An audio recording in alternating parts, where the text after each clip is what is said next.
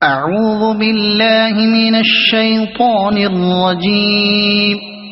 بسم اللہ الرحمن الرحیم لا اقسم بیوم القیامہ ولا اقسم بالنفس اللوامہ أيحسب الإنسان أن لن نجمع عظامه بلى قادرين على أن نسوي بنانه نہیں، میں قسم کھاتا ہوں قیامت کے دن کی، اور نہیں میں قسم کھاتا ہوں ملامت کرنے والے نفس کی۔ کیا انسان یہ سمجھ رہا ہے کہ ہم اس کی ہڈیوں کو جمع نہ کر سکیں گے؟ کیوں نہیں، ہم تو اس کی انگلیوں کی پور پور تک ٹھیک بنا دینے پر قادر ہیں۔ نہیں، کلام کی ابتدا نہیں سے کرنا خود بخود اس بات پر دلالت کرتا ہے کہ پہلے سے کوئی بات چل رہی تھی جس کی تردید میں یہ صورت نازل ہوئی ہے، اور آگے کا مضمون آپ ہی ظاہر کر دیتا ہے کہ وہ بات قیامت اور آخرت کی زندگی کے بارے میں تھی جس کا اہل مکہ انکار کر رہے تھے، بلکہ ساتھ ساتھ مذاق بھی اڑا رہے تھے۔ اس طرز بیان کو اس مثال سے اچھی طرح سمجھا جا سکتا ہے کہ اگر آپ محض رسول کی صداقت کا اقرار کرنا چاہتے ہوں تو آپ کہیں گے خدا کی قسم رسول برحق ہے، لیکن اگر کچھ لوگ رسول کی صداقت کا انکار کر رہے ہوں تو آپ جواب میں اپنی بات یوں شروع کریں گے کہ نہیں، خدا کی قسم رسول برحق ہے۔ اس کا مطلب یہ ہوگا کہ تم جو کچھ کہہ رہے ہو وہ صحیح نہیں ہے، میں قسم کھا کر کہتا ہوں کہ اصل بات یہ ہے۔ نفس کی قرآن مجید میں نفس انسانی کی 3 قسموں کا ذکر کیا گیا ہے۔ ایک وہ نفس جو انسان کو برائیوں پر اکساتا ہے، اس کا نام نفس امارہ ہے۔ دوسرا وہ نفس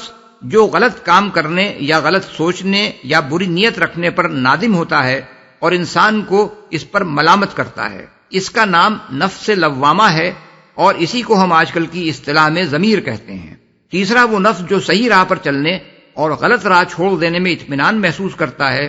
اس کا نام نفس مطمئنہ ہے۔ اس مقام پر اللہ تعالیٰ نے قیامت کے دن اور ملامت کرنے والے نفس کی قسم جس بات پر کھائی ہے اسے بیان نہیں کیا ہے،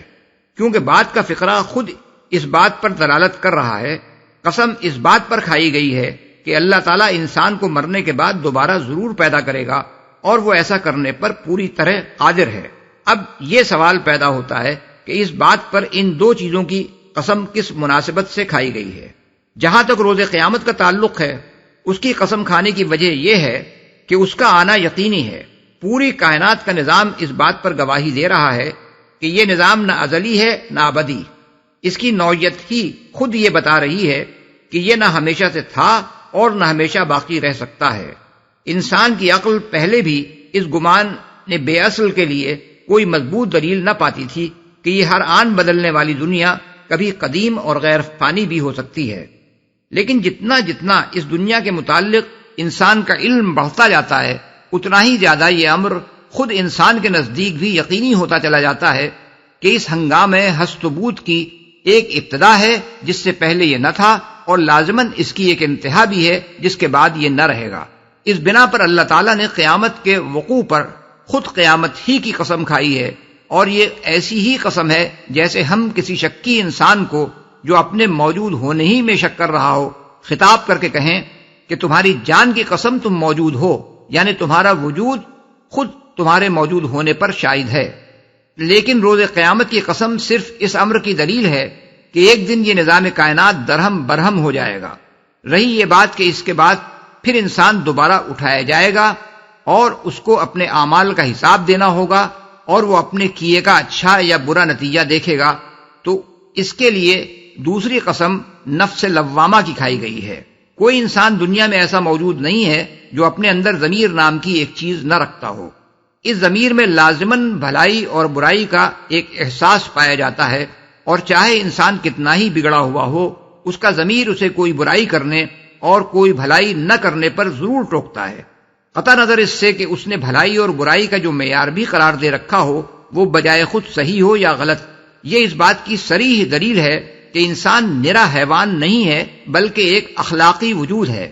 اس کے اندر فطری طور پر بھلائی اور برائی کی تمیز پائی جاتی ہے۔ وہ خود اپنے آپ کو اپنے اچھے اور برے افعال کا ذمہ دار سمجھتا ہے، اور جس برائی کا ارتکاب اس نے دوسرے کے ساتھ کیا ہو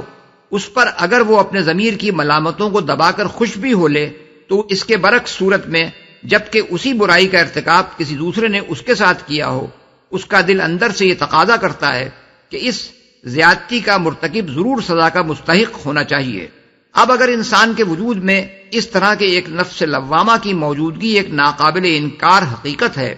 تو پھر یہ حقیقت بھی ناقابل انکار ہے کہ یہی نفس لوامہ زندگی بعد موت کی ایک ایسی شہادت ہے جو خود انسان کی فطرت میں موجود ہے، کیونکہ فطرت کا یہ تقاضا ہے کہ اپنے جن اچھے اور برے اعمال کا انسان ذمہ دار ہے ان کی جزا یا سزا اس کو ضرور ملنی چاہیے۔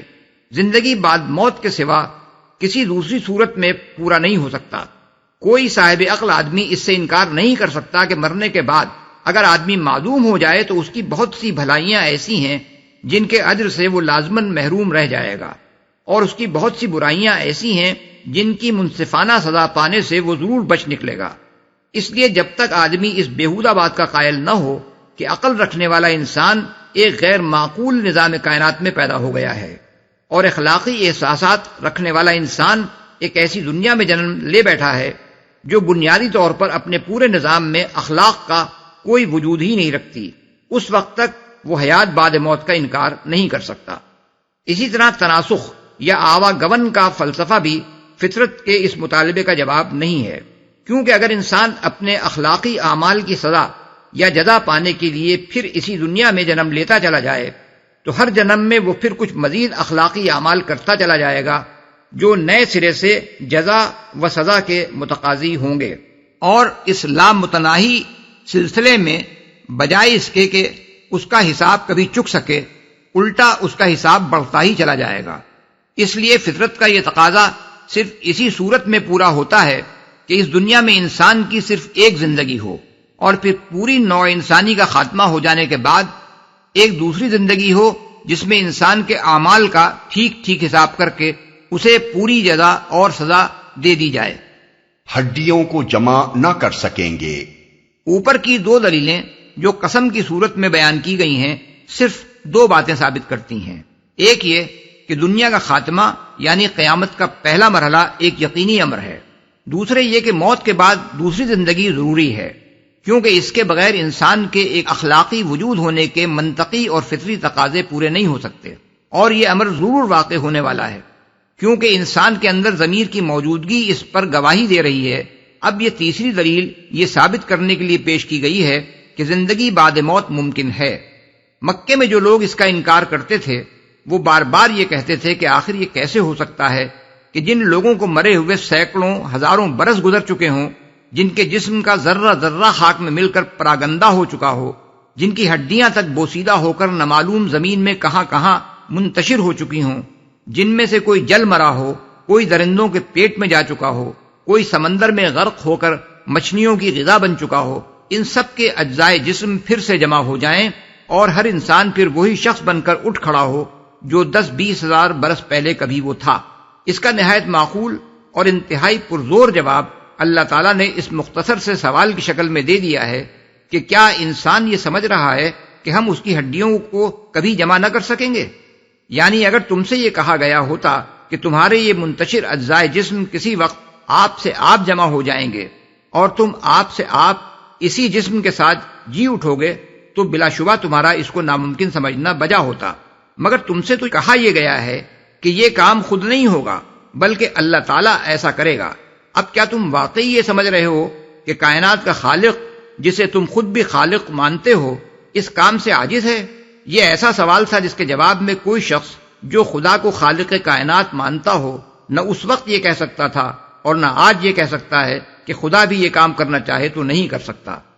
اور اگر کوئی بیوقوف ایسی بات کہے تو اس سے پوچھا جا سکتا ہے کہ تم آج جس جسم میں اس وقت موجود ہو اس کے بے شمار اجزاء کو ہوا اور پانی اور مٹی اور نامعلوم کہاں کہاں سے جمع کر کے اسی خدا نے کیسے یہ جسم بنا دیا جس کے متعلق تم یہ کہہ رہے ہو کہ وہ پھر ان اجزاء کو جمع نہیں کر سکتا؟ قادر ہیں، یعنی بڑی بڑی ہڈیوں کو جمع کر کے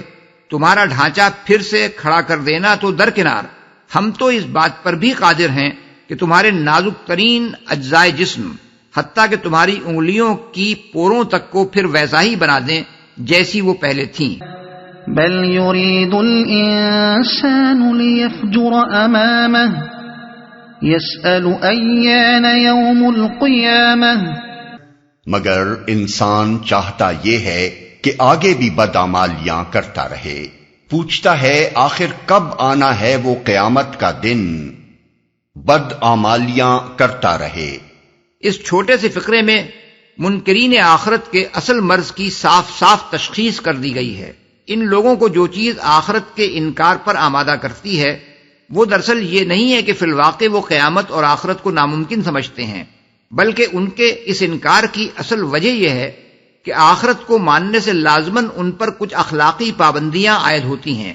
اور انہیں یہ پابندیاں ناگوار ہیں۔ وہ چاہتے ہیں کہ جس طرح وہ اب تک زمین میں بے نتھے بیل کی طرح پھرتے رہے ہیں اسی طرح آئندہ بھی پھرتے رہیں۔ جو ظلم، جو بے ایمانیاں، جو فسق و فجور، جو بدکرداریاں وہ اب تک کرتے رہے ہیں آئندہ بھی ان کو اس کی کھلی چھوٹ ملی رہے، اور یہ خیال کبھی ان کو یہ ناروا آزادیاں برتنے سے نہ روکنے پائے کہ ایک دن انہیں اپنے خدا کے سامنے حاضر ہو کر اپنے ان اعمال کی جواب دہی کرنی پڑے گی۔ اس لیے دراصل ان کی عقل انہیں آخرت پر ایمان لانے سے نہیں روک رہی ہے، بلکہ ان کی خواہشات نفس اس میں مانع ہیں۔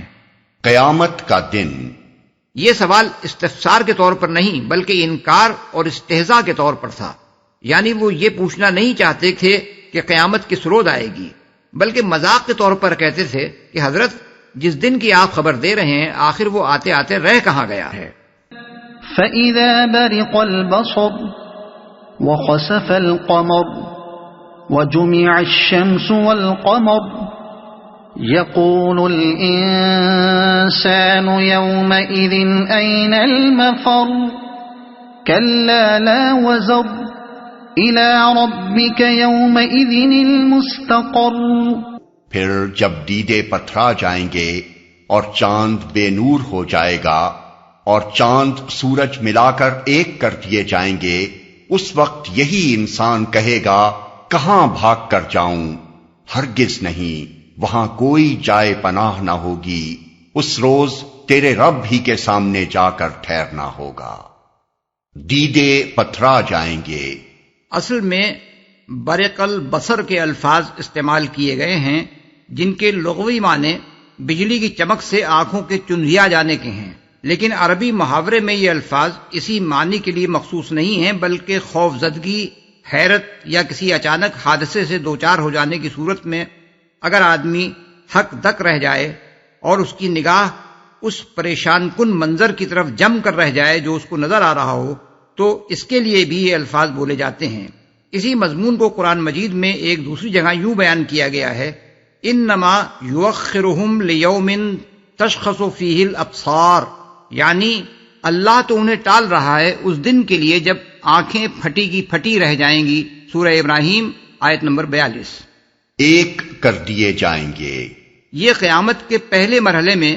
نظام عالم کے درہم برہم ہو جانے کی کیفیت کا ایک مختصر بیان ہے۔ چاند کے بے نور ہو جانے اور چاند سورج کے مل کر ایک ہو جانے کا مفہوم یہ بھی ہو سکتا ہے کہ صرف چاند ہی کی روشنی ختم نہ ہوگی جو سورج سے ماخوذ ہے، بلکہ خود سورج بھی تاریک ہو جائے گا اور بے نور ہو جانے میں دونوں یکساں ہو جائیں گے۔ دوسرا مطلب یہ بھی ہو سکتا ہے کہ زمین یکایک الٹی چل پڑے گی اور اس دن چاند اور سورج دونوں بیک وقت مغرب سے طلوع ہوں گے۔ اور ایک تیسرا مطلب یہ بھی لیا جا سکتا ہے کہ چاند یکلخت زمین کی گرفت سے چھوٹ کر نکل جائے گا اور سورج میں جا پڑے گا۔ ممکن ہے اس کا کوئی اور مفہوم بھی ہو جس کو آج ہم نہیں سمجھ سکتے۔ يُنَبَّأُ الْإِنسَانُ يَوْمَئِذٍ بِمَا قَدَّمَ وَأَخَّرَ بَلِ الْإِنسَانُ عَلَى نَفْسِهِ بَصِيرَةٌ وَلَوْ أَلْقَى مَعَاذِيرَهُ۔ اس روز انسان کو اس کا سب اگلا پچھلا کیا کرایا بتا دیا جائے گا، بلکہ انسان خود ہی اپنے آپ کو خوب جانتا ہے، چاہے وہ کتنی ہی معذرتیں پیش کرے۔ بتا دیا جائے گا۔ اصل الفاظ ہیں بما قدم و اخر۔ یہ بڑا جامع فقرہ ہے جس کے کئی معنی ہو سکتے ہیں اور غالباً وہ سبھی مراد ہیں۔ ایک معنی اس کے یہ ہے کہ آدمی کو اس روز یہ بھی بتا دیا جائے گا کہ اپنی دنیا کی زندگی میں مرنے سے پہلے کیا نیکی یا بدی کما کر اس نے اپنی آخرت کے لیے آگے بھیجی تھی، اور یہ حساب بھی اس کے سامنے رکھ دیا جائے گا کہ اپنے اچھے یا برے اعمال کے کیا اثرات وہ اپنے پیچھے دنیا میں چھوڑ آیا تھا، جو اس کے بعد مدت ہائے دراز تک آنے والی نسلوں میں چلتے رہے۔ دوسرے معنی یہ ہیں کہ اسے وہ سب کچھ بتا دیا جائے گا جو اسے کرنا چاہیے تھا مگر اس نے نہیں کیا، اور جو کچھ نہ کرنا چاہیے تھا مگر اس نے کر ڈالا۔ تیسرے معنی یہ ہیں کہ جو کچھ اس نے پہلے کیا اور جو کچھ بعد میں کیا اس کا پورا حساب تاریخ وار اس کے سامنے رکھ دیا جائے گا۔ چوتھے معنی یہ ہیں کہ جو نیکی یا بدی اس نے کی وہ بھی اسے بتا دی جائے گی، اور جس نیکی یا بدی کے کرنے سے وہ باز رہا اس سے بھی اسے آگاہ کر دیا جائے گا۔ معذرتیں پیش کرے، یعنی آدمی کا نامہ اعمال اس کے سامنے رکھنے کی غرض در حقیقت یہ نہیں ہوگی کہ مجرم کو اس کا جرم بتایا جائے، بلکہ ایسا کرنا تو اس وجہ سے ضروری ہوگا کہ انصاف کے تقاضے برسر عدالت جرم کا ثبوت پیش کیے بغیر پورے نہیں ہوتے، ورنہ ہر انسان خوب جانتا ہے کہ وہ خود کیا ہے۔ اپنے آپ کو جاننے کے لیے وہ اس کا محتاج نہیں ہوتا کہ کوئی دوسرا اسے بتائے کہ وہ کیا ہے۔ ایک جھوٹا دنیا بھر کو دھوکہ دے سکتا ہے، لیکن اسے خود تو معلوم ہوتا ہے کہ وہ جھوٹ بول رہا ہے۔ ایک چور لاکھ ہیلے اپنی چوری چھپانے کے لیے اختیار کر سکتا ہے، مگر اس کے اپنے نفس سے تو یہ بات مخفی نہیں ہوتی کہ وہ چور ہے۔ ایک گمراہ آدمی ہزار دلیلیں پیش کر کے لوگوں کو یہ یقین دلا سکتا ہے کہ وہ جس کفر یا دہریت یا شرک کا قائل ہے وہ در حقیقت اس کی ایماندارانہ رائے ہے، لیکن اس کا اپنا ضمیر تو اس سے بے خبر نہیں ہوتا کہ ان عقائد پر وہ کیوں جمع ہوا ہے، اور ان کی غلطی سمجھنے اور تسلیم کرنے سے دراصل کیا چیز اسے روک رہی ہے۔ ایک ظالم، ایک بددیانت، ایک بد کردار، ایک حرام خور اپنی بدعمالیوں کے لیے طرح طرح کی معذرتیں پیش کر کے خود اپنے ضمیر تک کا منہ بند کرنے کی کوشش کر سکتا ہے تاکہ وہ اسے ملامت کرنے سے باز آ جائے، اور یہ مان لے کہ واقعی کچھ مجبوریاں، کچھ مصلحتیں، کچھ ضرورتیں ایسی ہیں جن کی وجہ سے وہ یہ سب کچھ کر رہا ہے، لیکن اس کے باوجود اس کو یہ علم تو بہرحال ہوتا ہی ہے کہ اس نے کس پر کیا ظلم کیا ہے، کس کا حق مارا ہے، کس کی عصمت خراب کی ہے، کس کو دھوکہ دیا ہے، اور کن ناجائز طریقوں سے کیا کچھ حاصل کیا ہے۔ اس لیے آخرت کی عدالت میں پیش ہوتے وقت ہر کافر، ہر منافق، ہر فاسق و فاجر اور مجرم خود جانتا ہوگا کہ وہ کیا کر کے آیا ہے اور کس حیثیت میں آج اپنے خدا کے سامنے کھڑا ہے۔ لا تحرك به لسانك لتعجل به إن علينا جمعه وقرآنه فإذا قرأناه فاتبع قرآنه ثم إن علينا بيانه۔ اے نبی، اس وحی کو جلدی جلدی یاد کرنے کے لیے اپنی زبان کو حرکت نہ دو، اس کو یاد کرا دینا اور پڑھوا دینا ہمارے ذمے ہے، لہذا جب ہم اسے پڑھ رہے ہوں اس وقت تم اس کی قرأت کو غور سے سنتے رہو، پھر اس کا مطلب سمجھا دینا بھی ہمارے ہی ذمے ہے۔ اے نبی، یہاں سے لے کر پھر اس کا مطلب سمجھا دینا بھی ہمارے ہی ذمے ہے تک کی پوری عبارت ایک جملہ معترضہ ہے جو سلسلہ کلام کو بیچ میں توڑ کر نبی صلی اللہ علیہ وسلم کو مخاطب کر کے ارشاد فرمائی گئی ہے، جیسا کہ ہم دیباچے میں بیان کر آئے ہیں۔ نبوت کے ابتدائی دور میں جبکہ حضور صلی اللہ علیہ وسلم کو وحی اخذ کرنے کی عادت اور مشق پوری طرح نہیں ہوئی تھی، آپ پر جب وحی نازل ہوتی تھی تو آپ کو یہ اندیشہ لاحق ہو جاتا تھا کہ جبرائیل علیہ السلام جو کلام الہی آپ کو سنا رہے ہیں وہ آپ کو ٹھیک ٹھیک یاد رہ سکے گا یا نہیں، اس لیے آپ وحی سننے کے ساتھ ساتھ اسے یاد کرنے کی کوشش کرنے لگتے تھے۔ ایسی ہی صورت اس وقت پیش آئی جب حضرت جبرائیل سورہ قیامہ کی یہ آیات آپ کو سنا رہے تھے، چنانچہ سلسلہ کلام توڑ کر آپ کو ہدایت فرمائی گئی کہ آپ وحی کے الفاظ یاد کرنے کی کوشش نہ کریں بلکہ غور سے سنتے رہیں۔ اسے یاد کرا دینا اور بعد میں ٹھیک ٹھیک آپ سے پڑھوا دینا ہمارے ذمے ہے۔ آپ مطمئن رہیں کہ اس کلام کا ایک لفظ بھی آپ نہ بھولیں گے، نہ کبھی اسے ادا کرنے میں غلطی کر سکیں گے۔ یہ ہدایت فرمانے کے بعد پھر اصل سلسلہ کلام ہرگز نہیں، اصل بات یہ ہے سے شروع ہو جاتا ہے۔ جو لوگ اس پس منظر سے واقف نہیں ہیں وہ اس مقام پر ان فکروں کو دیکھ کر یہ محسوس کرتے ہیں کہ اس سلسلے کلام میں یہ بالکل بے جوڑ ہیں، لیکن اس پس منظر کو سمجھ لینے کے بعد کلام میں کوئی بے ربطی محسوس نہیں ہوتی۔ اس کی مثال ایسی ہے جیسے ایک استاد درس دیتے دیتے یکایک یہ دیکھے کہ طالب علم کسی اور طرف متوجہ ہے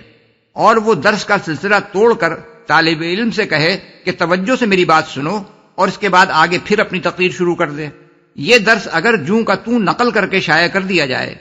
تو جو لوگ اس واقعے سے واقف نہ ہوں گے وہ اس سلسلے تقریر میں اس فقرے کو بے جوڑ محسوس کریں گے، لیکن جو شخص اس اصل واقعے سے واقف ہوگا جس کی بنا پر یہ فقرہ درمیان میں آیا ہے، وہ مطمئن ہو جائے گا کہ درس فی الحقیقت جوں کا توں نقل کیا گیا ہے، اسے نقل کرنے میں کوئی کمی بیشی نہیں ہوئی ہے۔ اوپر ان آیات کے درمیان یہ فقرے بطور جملہ معترضہ آنے کی جو توجیہ ہم نے کی ہے وہ محض قیاس پر مبنی نہیں ہے،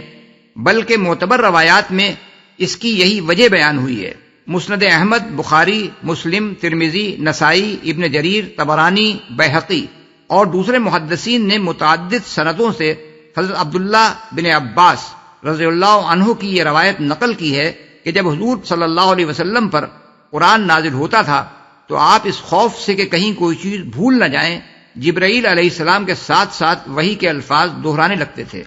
اس پر فرمایا گیا کہ لا تحرک بہ لسانک لتعجل بہ۔ یہی بات شعبی، ابن زید، ضحاک، حسن بصری، قتادہ، مجاہد اور دوسرے اکابر مفسرین سے منقول ہے۔ اسے پڑھ رہے ہوں۔ اگرچہ رسول اللہ صلی اللہ علیہ وسلم کو جبرائیل علیہ السلام قرآن پڑھ کر سناتے تھے، لیکن چونکہ وہ اپنی طرف سے نہیں بلکہ اللہ تعالیٰ کی طرف سے پڑھتے تھے، اس لیے اللہ تعالیٰ نے فرمایا کہ جب ہم اسے پڑھ رہے ہوں ہمارے ہی ذمے ہے۔ اس سے گمان ہوتا ہے، اور بعض اکابر مفسرین نے بھی اس گمان کا اظہار کیا ہے کہ غالباً ابتدائی زمانے میں رسول اللہ صلی اللہ علیہ وسلم نزول وحی کے دوران ہی میں قرآن کی کسی آیت یا کسی لفظ یا کسی حکم کا مفہوم بھی جبرائیل علیہ السلام سے دریافت کر لیتے تھے۔ اس لیے حضور صلی اللہ علیہ وسلم کو نہ صرف یہ ہدایت کی گئی کہ جب وحی نازل ہو رہی ہو اس وقت آپ خاموشی سے اس کو سنیں، اور نہ صرف یہ اطمینان دلایا گیا کہ اس کا لفظ لفظ ٹھیک ٹھیک آپ کے حافظے میں محفوظ کر دیا جائے گا اور قرآن کو آپ ٹھیک اسی طرح پڑھ سکیں گے جس طرح وہ نازل ہوا ہے، بلکہ ساتھ ساتھ یہ وعدہ بھی کیا گیا کہ اللہ تعالیٰ کے ہر حکم اور ہر ارشاد کا منشا اور مدعا بھی پوری طرح آپ کو سمجھا دیا جائے گا۔ یہ ایک بڑی اہم آیت ہے جس سے چند ایسی اصولی باتیں ثابت ہوتی ہیں جنہیں اگر آدمی اچھی طرح سمجھ لے تو ان گمراہیوں سے بچ سکتا ہے جو پہلے بھی بعض لوگ پھیلاتے رہے ہیں اور آج بھی پھیلا رہے ہیں۔ اولاً اس سے صریح طور پر یہ ثابت ہوتا ہے کہ رسول اللہ صلی اللہ علیہ وسلم پر صرف وہی نازل نہیں ہوتی تھی جو قرآن میں درج ہے،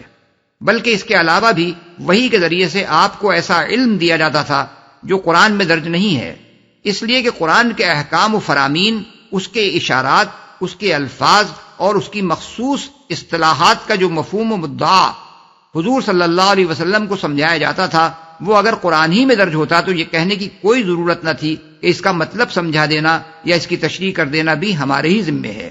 کیونکہ وہ تو پھر قرآن ہی میں مل جاتا۔ لہٰذا یہ تسلیم کرنا پڑے گا کہ مطالب قرآن کی تفہیم و تشریح جو اللہ تعالیٰ کی طرف سے کی جاتی تھی وہ بہرحال الفاظ قرآن کے ما سوا تھی۔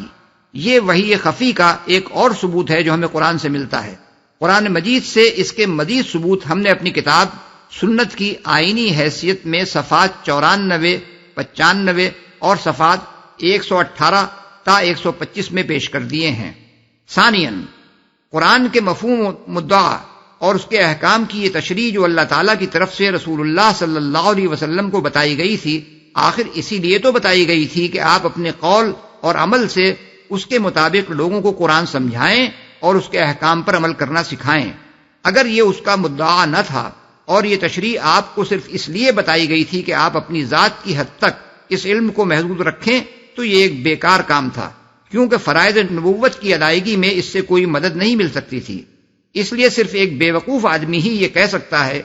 کہ یہ تشریحی علم سرے سے کوئی تشریحی حیثیت نہ رکھتا تھا۔ اللہ تعالیٰ نے خود سورہ نحل آیت 44 میں فرمایا ہے وَأَنزَلْنَا إِلَيْكَ الذِّكْرَ لِتُبَيِّنَ لِلنَّاسِ مَا نُزِّلَ إِلَيْهِمْ، یعنی اور اے نبی یہ ذکر ہم نے تم پر اس لیے نازل کیا ہے تاکہ تم لوگوں کے سامنے اس تعلیم کی تشریح و توضیح کرتے جاؤ جو ان کے لیے اتاری گئی ہے۔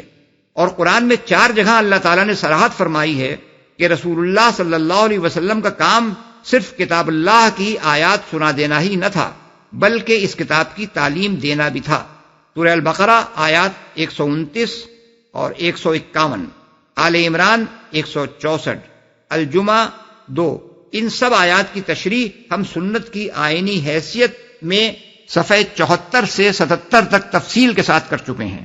اس کے بعد کوئی ایسا آدمی جو قرآن کو مانتا ہو اس بات کو تسلیم کرنے سے کیسے انکار کر سکتا ہے کہ قرآن کی صحیح و مستند بلکہ فی الحقیقت سرکاری تشریح صرف وہ ہے جو رسول اللہ صلی اللہ علیہ وسلم نے اپنے قول اور عمل سے فرما دی ہے، کیونکہ وہ آپ کی ذاتی تشریح نہیں ہے بلکہ خود قرآن کے نازل کرنے والے خدا کی بتائی ہوئی تشریح ہے۔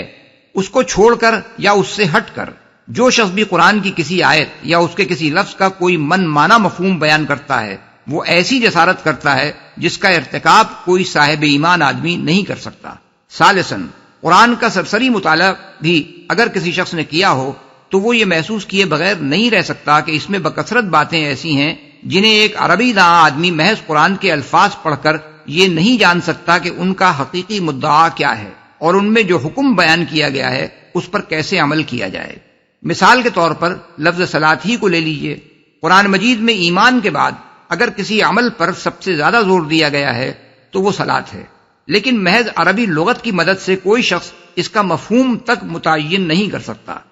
قرآن میں اس کا ذکر بار بار دیکھ کر زیادہ سے زیادہ جو کچھ وہ سمجھ سکتا ہے وہ یہ ہے کہ عربی زبان کے اس لفظ کو کسی خاص اصطلاحی معنی میں استعمال کیا گیا ہے، اور اس سے مراد غالباً کوئی خاص فعل ہے جسے انجام دینے کا اہل ایمان سے مطالبہ کیا جا رہا ہے۔ لیکن صرف قرآن کو پڑھ کر کوئی عربی داں یہ طے نہیں کر سکتا کہ وہ خاص فعل کیا ہے اور کس طرح اسے ادا کیا جائے۔ سوال یہ ہے کہ اگر قرآن کے بھیجنے والے نے اپنی طرف سے ایک معلم کو مقرر کر کے اپنی اس اصطلاح کا مفہوم اسے ٹھیک ٹھیک نہ بتایا ہوتا اور صلاۃ کے حکم کی تعمیل کرنے کا طریقہ پوری وضاحت کے ساتھ اسے نہ سکھا دیا ہوتا تو کیا صرف قرآن کو پڑھ کر دنیا میں کوئی 2 مسلمان بھی ایسے ہو سکتے تھے جو حکم صلاۃ پر عمل کرنے کی کسی ایک شکل پر متفق ہو جاتے؟ آج 1500 برس سے مسلمان نسل در نسل ایک ہی طرح جو نماز پڑھتے چلے آ رہے ہیں، اور دنیا کے ہر گوشے میں کروڑوں مسلمان جس طرح نماز کے حکم پر یکساں عمل کر رہے ہیں، اس کی وجہ یہی تو ہے کہ اللہ تعالیٰ نے رسول اللہ صلی اللہ علیہ وسلم پر صرف قرآن کے الفاظ ہی وحی نہیں فرمائے تھے بلکہ ان الفاظ کا مطلب بھی آپ کو پوری طرح سمجھا دیا تھا، اور اسی مطلب کی تعلیم آپ ان سب لوگوں کو دیتے چلے گئے جنہوں نے قرآن کو اللہ کی کتاب اور آپ کو اللہ کا رسول مان لیا۔ رابعاً، قرآن کے الفاظ کی جو تشریح اللہ نے اپنے رسول صلی اللہ علیہ وسلم کو بتائی اور رسول نے اپنے قول اور عمل سے اس کی جو تعلیم امت کو دی، اس کو جاننے کا ذریعہ ہمارے پاس حدیث و سنت کے سوا اور کوئی نہیں ہے۔ حدیث سے مراد وہ روایات ہیں جو حضور کے اقوال و افعال کے متعلق سند کے ساتھ اگلوں سے پچھلوں تک منتقل ہوئیں، اور سنت سے مراد وہ طریقہ ہے جو حضور کی قولی و عملی تعلیم سے مسلم معاشرے کی انفرادی و اجتماعی زندگی میں رائج ہوا، جس کی تفصیلات معتبر روایتوں سے بھی بعد کی نسلوں کو اگلی نسلوں سے ملیں، اور بعد کی نسلوں نے اگلی نسلوں میں اس پر عمل درآمد ہوتے ہوئے بھی دیکھا۔ اس ذریعے علم کو قبول کرنے سے جو شخص انکار کرتا ہے وہ گویا یہ کہتا ہے کہ اللہ تعالیٰ نے ثم ان علینا بیانہ فرما کر قرآن کا مطلب اپنے رسول کو سمجھا دینے کی جو ذمہ داری لی تھی اسے پورا کرنے میں معاذ اللہ وہ ناکام ہو گیا، کیونکہ یہ ذمہ داری محض رسول صلی اللہ علیہ وسلم کو ذاتی حیثیت سے مطلب سمجھانے کے لیے نہیں لی گئی تھی بلکہ اس غرض کے لیے لی گئی تھی کہ رسول صلی اللہ علیہ وسلم کے ذریعے سے امت کو کتاب الہی کا مطلب سمجھایا جائے، اور حدیث و سنت کے ماخذ قانون ہونے کا انکار کرتے ہی آپ یہ لازم آ جاتا ہے کہ اللہ تعالیٰ اس ذمہ داری کو پورا نہیں کر سکا، اعاذنا اللہ من ذالک۔ اس کے جواب میں جو شخص یہ کہتا ہے کہ بہت سے لوگوں نے حدیثیں گھڑ بھی تو لی تھیں، اس سے ہم کہیں گے کہ حدیثوں کا گھڑا جانا خود اس بات کا سب سے بڑا ثبوت ہے کہ آغاز اسلام میں پوری امت رسول اللہ صلی اللہ علیہ وسلم کے اقوال و اعمال کو قانون کا درجہ دیتی تھی، ورنہ آخر گمراہی پھیلانے والوں کو جھوٹی حدیثیں گھڑنے کی ضرورت ہی کیوں پیش آئی؟ جعلساز لوگ وہی سکے تو جعلی بناتے ہیں جن کا بازار میں چلن ہو، جن نوٹوں کی بازار میں کوئی قیمت نہ ہو انہیں کون بیوقوف جعلی طور پر چھاپے گا؟ پھر ایسی بات کہنے والوں کو شاید یہ معلوم نہیں ہے کہ اس امت نے اول روز سے اس بات کا اہتمام کیا تھا کہ جس ذات پاک صلی اللہ علیہ وسلم کے اقوال و افعال قانون کا درجہ رکھتے ہیں اس کی طرف کوئی غلط بات منسوب نہ ہونے پائے، اور جتنا جتنا غلط باتوں کے اس ذات کی طرف منسوب ہونے کا خطرہ بڑھتا گیا اتنا ہی اس امت کے خیر خواہ اس بات کا زیادہ سے زیادہ اہتمام کرتے چلے گئے کہ صحیح کو غلط سے ممیز کیا جائے۔ صحیح و غلط روایات کی تمیز کا یہ علم ایک بڑا عظیم الشان علم ہے جو مسلمانوں کے سوا دنیا کی کسی قوم نے آج تک ایجاد نہیں کیا ہے۔ سخت بد نصیب ہیں وہ لوگ جو اس علم کو حاصل کیے بغیر مغربی مستشرقین کے بہکائے میں آ کر حدیث و سنت کو ناقابل اعتبار ٹھہراتے ہیں اور نہیں جانتے کہ اپنی اس جاہلانہ جسارت سے وہ اسلام کو کتنا بڑا نقصان پہنچا رہے ہیں۔ كلا بل تحبون العاجلة وتذرون الآخرة، ہرگز نہیں، اصل بات یہ ہے کہ تم لوگ جلدی حاصل ہونے والی چیز یعنی دنیا سے محبت رکھتے ہو اور آخرت کو چھوڑ دیتے ہو۔ ہرگز نہیں۔ یہاں سے سلسلہ کلام پھر اسی مضمون کے ساتھ جڑ جاتا ہے جو بیچ کے جملے معترضہ سے پہلے چلا آ رہا تھا۔ ہرگز نہیں کا مطلب یہ ہے کہ تمہارے انکار آخرت کی اصل وجہ یہ نہیں ہے کہ تم خالق کائنات کو قیامت برپا کرنے اور موت کے بعد دوبارہ زندہ کر دینے سے عاجز سمجھتے ہو، بلکہ اصل وجہ یہ ہے آخرت کو چھوڑ دیتے ہو۔ یہ انکار آخرت کی دوسری وجہ ہے۔ پہلی وجہ آیت نمبر 5 میں بیان کی گئی تھی کہ انسان چونکہ فجور کی کھلی چھوٹ چاہتا ہے اور ان اخلاقی پابندیوں سے بچنا چاہتا ہے جو آخرت کو ماننے سے لازماً اس پر عائد ہوتی ہیں، اس لیے دراصل خواہشات نفس اسے انکار آخرت پر ابھارتی ہیں اور پھر وہ عقلی دلیلیں بگاڑتا ہے تاکہ اپنے اس انکار کو معقول ثابت کرے۔ اب دوسری وجہ یہ بیان کی جا رہی ہے کہ منکرین آخرت چونکہ تنگ نظر اور کوتاہ بین ہیں، اس لیے ان کی نگاہ میں ساری اہمیت انہی نتائج کی ہے جو اسی دنیا میں ظاہر ہوتے ہیں، اور ان نتائج کو وہ کوئی اہمیت نہیں دیتے جو آخرت میں ظاہر ہونے والے ہیں۔ وہ سمجھتے ہیں کہ جو فائدہ یا لذت یا خوشی یہاں حاصل ہو جائے اسی کی طلب میں ساری محنتیں اور کوششیں کھپا دینی چاہیے، کیونکہ اسے پا لیا تو گویا سب کچھ پا لیا، خواہ آخرت میں اس کا انجام کتنا ہی برا ہو۔ اسی طرح ان کا خیال یہ ہے کہ جو نقصان یا تکلیف یا رنج و غم یہاں پہنچ جائے وہی دراصل بچنے کے قابل چیز ہے، قطع نظر اس سے کہ اس کو برداشت کر لینے کا کتنا ہی بڑا اجر آخرت میں مل سکتا ہو۔ وہ نقد سودا چاہتے ہیں، آخرت جیسی دور کی چیز کے لیے وہ نہ آج کے کسی نفع کو چھوڑ سکتے ہیں نہ کسی نقصان کو گوارا کر سکتے ہیں۔ اس انداز فکر کے ساتھ جب وہ آخرت کے مسئلے پر عقلی بحثیں کرتے ہیں تو دراصل وہ خالص عقلیت نہیں ہوتی، بلکہ اس کے پیچھے یہ انداز فکر کام کر رہا ہوتا ہے جس کی وجہ سے ان کا فیصلہ بہرحال یہی ہوتا ہے کہ آخرت کو نہیں ماننا ہے، خواہ اندر سے ان کا ضمیر پکار پکار کر کہہ رہا ہو کہ آخرت کے امکان و وقوع اور وجوب کی جو دلیلیں قرآن میں دی گئی ہیں وہ نہایت معقول ہیں، اور اس کے خلاف جو استدلال وہ کر رہے ہیں وہ نہایت بودا ہے۔ وجوہ یومئذ ناظرہ الی ربها ناظرہ ووجوہ یومئذ باسرہ تظن ان يفعل بها فاقرہ۔ اس روز کچھ چہرے تر و تازہ ہوں گے، اپنے رب کی طرف دیکھ رہے ہوں گے، اور کچھ چہرے اداس ہوں گے اور سمجھ رہے ہوں گے کہ ان کے ساتھ کمر توڑ برتاؤ ہونے والا ہے۔ تر و تازہ ہوں گے یعنی خوشی سے دمک رہے ہوں گے، کیونکہ جس آخرت پر وہ ایمان لائے تھے وہ ٹھیک ان کے یقین کے مطابق سامنے موجود ہوگی، اور جس آخرت پر ایمان لا کر انہوں نے دنیا کے ناجائز فائدے چھوڑے اور برحق نقصان برداشت کیے تھے اس کو فی الواقع اپنی آنکھوں کے سامنے برپا ہوتے دیکھ کر انہیں یہ اطمینان حاصل ہو جائے گا کہ انہوں نے اپنے رویے زندگی کے متعلق بالکل صحیح فیصلہ کیا تھا۔ اب وہ وقت آ گیا ہے جب وہ اس کا بہترین انجام دیکھیں گے۔ رب کی طرف دیکھ رہے ہوں گے۔ مفسرین میں سے بعض نے اسے مجازی معنی میں لیا ہے۔ وہ کہتے ہیں کہ کسی کی طرف دیکھنے کے الفاظ محاورے کے طور پر اس سے توقعات وابستہ کرنے، اس کے فیصلے کا انتظار کرنے، اس کے کرم کا امیدوار ہونے کے معنی میں بولے جاتے ہیں۔ حتیٰ کہ ایک اندھا بھی یہ کہتا ہے کہ میری نگاہیں تو فلاں شخص کی طرف لگی ہوئی ہیں کہ وہ میرے لیے کیا کرتا ہے، لیکن بکثرت احادیث میں رسول اللہ صلی اللہ علیہ وسلم سے اس کی جو تفسیر منقول ہے وہ یہ ہے کہ آخرت میں اللہ کے مکرم بندوں کو اپنے رب کا دیدار نصیب ہوگا۔ بخاری کی روایت ہے کہ انکم سترون ربکم عیانا، یعنی تم اپنے رب کو اعلانیہ دیکھو گے۔ مسلم اور ترمذی میں حضرت صہیب کی روایت ہے کہ حضور نے فرمایا جب جنتی لوگ جنت میں داخل ہو جائیں گے تو اللہ تعالیٰ ان سے دریافت فرمائے گا کہ کیا تم چاہتے ہو کہ میں تمہیں مزید کچھ دوں؟ وہ عرض کریں گے کیا آپ نے ہمارے چہرے روشن نہیں کر دیے؟ کیا آپ نے ہمیں جنت میں داخل نہیں کر دیا اور جہنم سے بچا نہیں لیا؟ اس پر اللہ تعالیٰ پردہ ہٹا دے گا اور ان لوگوں کو جو کچھ انعامات ملے تھے ان میں سے کوئی انعام بھی انہیں اس سے زیادہ محبوب نہ ہوگا کہ وہ اپنے رب کی دید سے مشرف ہوں۔ اور یہی وہ مزید انعام ہے جس کے متعلق قرآن میں فرمایا گیا ہے للذین احسنوا الحسنی وزیادہ، یعنی جن لوگوں نے نیک عمل کیا ان کے لیے اچھا اجر ہے اور اس پر مزید بھی۔ سورہ یونس آیت نمبر 26۔ بخاری و مسلم میں حضرت ابو سعید خدری اور حضرت ابو ہریرہ رضی اللہ عنہما سے روایت ہے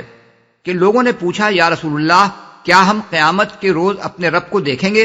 حضور نے فرمایا کیا تمہیں سورج اور چاند کو دیکھنے میں کوئی دقت ہوتی ہے جبکہ بیچ میں بادل بھی نہ ہو؟ لوگوں نے عرض کیا نہیں۔ آپ نے فرمایا اسی طرح تم اپنے رب کو دیکھو گے۔ اسی مضمون سے ملتی جلتی ایک اور روایت بخاری مسلم میں حضرت جریر بن عبداللہ سے مروی ہے۔ مسند احمد، ترمذی، دارقطنی، ابن جریر، ابن المنذر، طبرانی، بیہقی، ابن ابی شیبہ اور بعض دوسرے محدثین نے تھوڑے لفظی اختلاف کے ساتھ حضرت عبداللہ بن عمر رضی اللہ عنہ کی روایت نقل کی ہے، جس کا مضمون یہ ہے کہ اہل جنت میں کم سے کم درجے کا جو آدمی ہوگا وہ اپنی سلطنت کی وسعت 2000 سال کی مسافت تک دیکھے گا،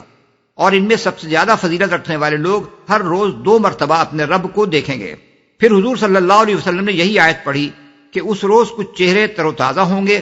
اپنے رب کی طرف دیکھ رہے ہوں گے۔ ابن ماجہ میں حضرت جابر بن عبداللہ رضی اللہ عنہ کی روایت ہے کہ اللہ ان کی طرف دیکھے گا اور وہ اللہ کی طرف دیکھیں گے، پھر جب تک اللہ ان سے پردہ نہ فرما لے گا اس وقت تک وہ جنت کی کسی نعمت کی طرف توجہ نہ کریں گے اور اسی کی طرف دیکھتے رہیں گے۔ یہ اور دوسری بہت سی روایات ہیں جن کی بنا پر اہل سنت قریب قریب بالاتفاق اس آیت کا یہی مطلب لیتے ہیں کہ آخرت میں اہل جنت اللہ تعالیٰ کے دیدار سے مشرف ہوں گے، اور اس کی تائید قرآن مجید کی اس آیت سے بھی ہوتی ہے کہ کلا انہم عن ربہم یومئذ لمحجوبون، یعنی ہرگز نہیں وہ یعنی فجار اس روز اپنے رب کی دید سے محروم ہوں گے۔ سورہ المطففین آیت 15۔ اس سے خود بخود یہ نتیجہ نکلتا ہے کہ یہ محرومی فجار کے لیے ہوگی نہ کہ ابرار کے لیے۔ یہاں یہ سوال پیدا ہوتا ہے کہ آخر انسان خدا کو دیکھ کیسے سکتا ہے؟ دیکھنے کے لیے تو لازم ہے کہ کوئی چیز کسی خاص جہت، مقام، شکل اور رنگ میں سامنے موجود ہو، روشنی کی شعاعیں اس سے منعکس ہو کر انسان کی آنکھ پر پڑیں اور آنکھ سے دماغ کے مرکز بینائی تک اس کی تصویر منتقل ہو۔ کیا اللہ رب العالمین کی ذات کے متعلق اس طرح قابل دید ہونے کا تصور بھی کیا جا سکتا ہے کہ انسان اس کو دیکھ سکے؟ لیکن یہ سوال دراصل ایک بڑی غلط فہمی پر مبنی ہے۔ اس میں 2 چیزوں کے درمیان فرق نہیں کیا گیا ہے۔ ایک چیز ہے دیکھنے کی حقیقت اور دوسری چیز ہے دیکھنے کا فعل صادر ہونے کی وہ خاص صورت جس سے ہم اس دنیا میں آشنا ہیں۔ دیکھنے کی حقیقت یہ ہے کہ دیکھنے والے میں بینائی کی صفت موجود ہو، وہ نابینا نہ ہو، اور دیکھی جانے والی چیز اس پر عیاں ہو، اس سے مخفی نہ ہو۔ لیکن دنیا میں ہم کو جس چیز کا تجربہ اور مشاہدہ ہوتا ہے وہ صرف دیکھنے کی وہ خاص صورت ہے جس سے کوئی انسان یا حیوان بالفعل کسی چیز کو دیکھا کرتا ہے، اور اس کے لیے لامحالہ یہ ضروری ہے کہ دیکھنے والے کے جسم میں آنکھ نامی ایک عضو موجود ہو، اس عضو میں بینائی کی طاقت پائی جاتی ہو، اس کے سامنے ایک ایسی محدود مجسم رنگ دار چیز حاضر ہو جس سے روشنی کی شعاعیں منعکس ہو کر آنکھ پر پڑیں اور آنکھ میں اس کی شکل سما سکے۔ اب اگر کوئی شخص یہ سمجھتا ہے کہ دیکھنے کی حقیقت کا عملی ظہور صرف اسی خاص صورت میں ہو سکتا ہے جس سے ہم اس دنیا میں واقف ہیں، تو یہ خود اس کے اپنے دماغ کی تنگی ہے، ورنہ در حقیقت خدا کی خدائی میں دیکھنے کی ایسی بے شمار صورتیں ممکن ہیں جن کا ہم تصور بھی نہیں کر سکتے۔ اس مسئلے میں جو شخص الجھتا ہے وہ خود بتائے کہ اس کا خدا بینا ہے یا نابینا۔ اگر وہ بینا ہے اور اپنی ساری کائنات اور اس کی ایک ایک چیز کو دیکھ رہا ہے تو کیا وہ اسی طرح آنکھ نامی ایک عضو سے دیکھ رہا ہے جس سے دنیا میں انسان و حیوان دیکھ رہے ہیں، اور اس سے بینائی کے فعل کا صدور اسی طریقے سے ہو رہا ہے جس طرح ہم سے ہوتا ہے؟